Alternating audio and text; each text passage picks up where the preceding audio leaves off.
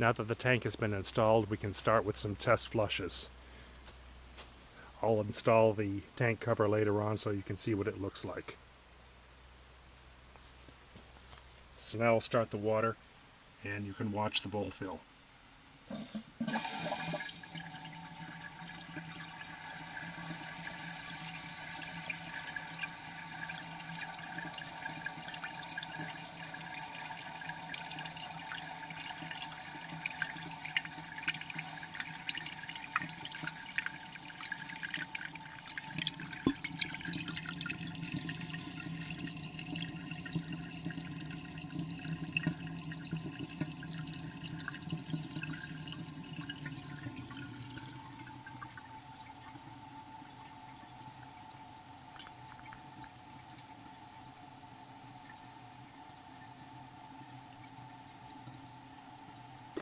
We have about 18 pounds of pressure here, which serves us well. This is brook water. It's nothing we're charged for, otherwise I wouldn't be doing these multiple demonstrations. And we're now about to do a demo flush.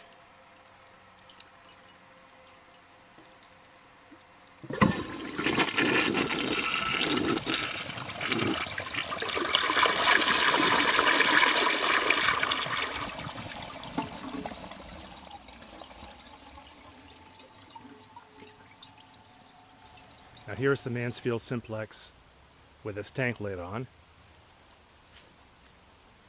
Really, it's not a bad looking toilet,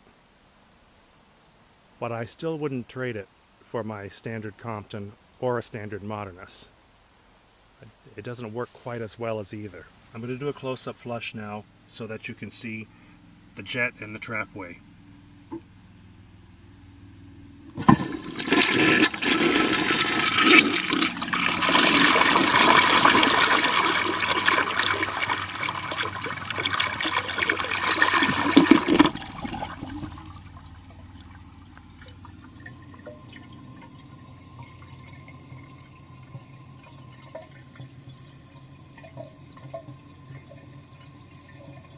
You can see some little bubbles escaping from the jet as the bowl fills.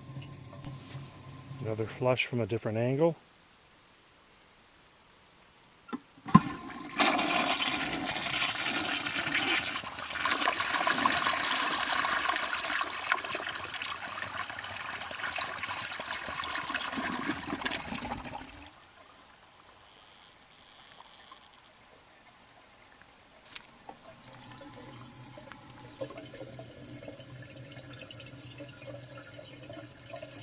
And a bubbling jet.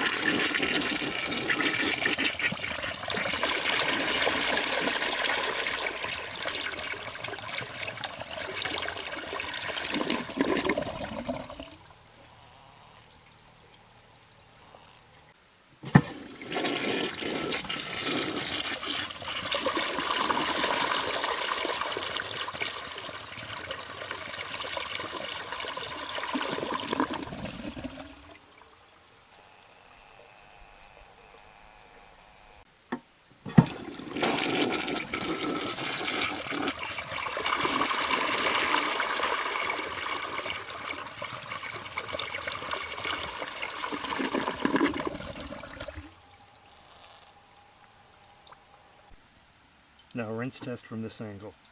No water touches that area of the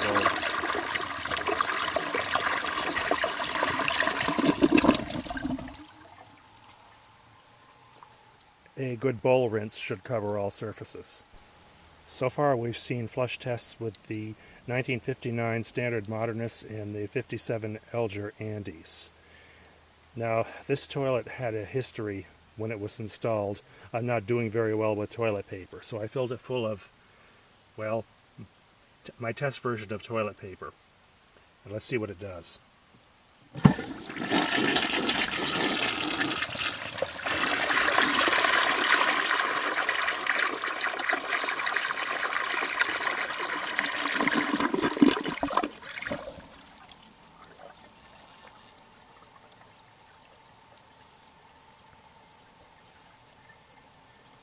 This is filled with what I will call simulated toilet paper, and probably a lot more than most people would use. This isn't soft, it's not absorbent, but it'll do all right for our test now. The very first time the toilet took it all. Now I want to see if this will handle this. Here goes.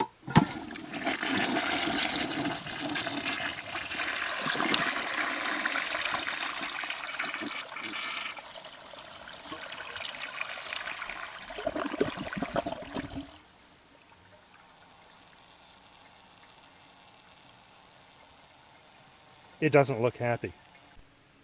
I don't know if you can see that, but I did a test flush with the rest of that simulated toilet paper, and it reluctantly went down, and I can see some of it at the bottom underneath the bowl. But I didn't push the button on the camera, so it never recorded. So anyway, I was left with this, and it took everything down reluctantly and made it disappear from view, and then the toilet gurgled a lot. Now I want to see if it actually flushed it all or if it's partially plugged, so let's see what happens.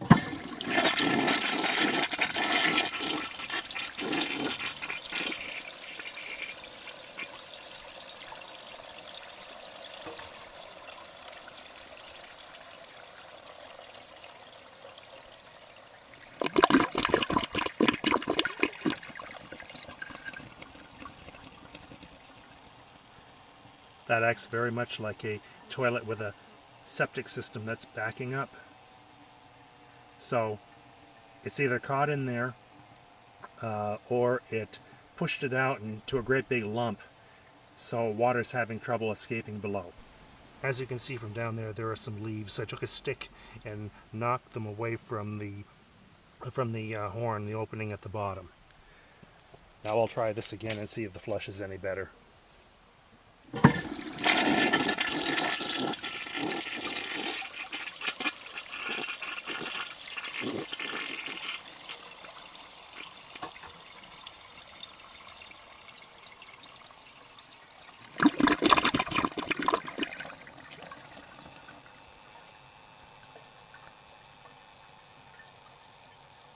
Not happy. Time to try the plunger.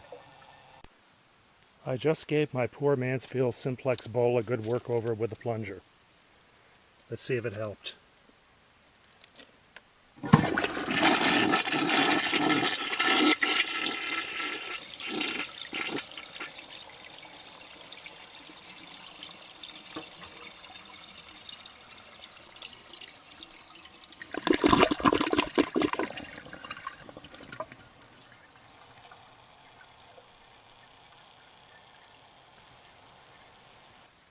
When I had this toilet installed briefly, I actually had some problems with it plugging. Not that I ever put leaves in it, but just regular toilet paper and the amount most people would use, and it would just hang up.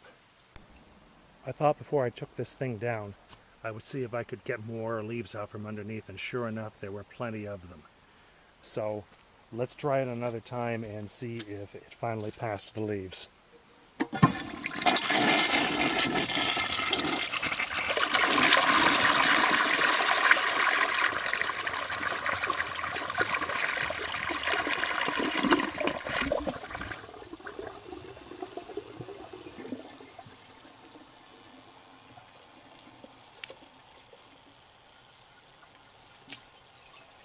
You made it.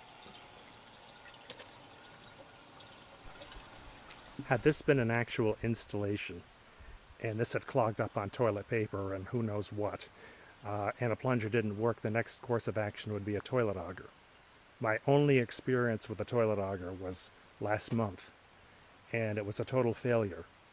A bowl had plugged up solid, and it was a very, very cheap contractor grade toilet. I will not mention any names. But the auger didn't help. In fact, it just tied itself around into a knot. It couldn't get around the bends. We ended up having to remove the toilet, take it outside, put it on its side, and take a garden hose and rinse out the bottom of it. And we pulled out a big, huge wad of toilet paper that just plugged. Due to the fact that that toilet was so cheap, we replaced it. So anyway, this is the Mansfield Simplex, made in 1966, restored back to health. I hope you enjoyed the video, and I'll end here with one more flush.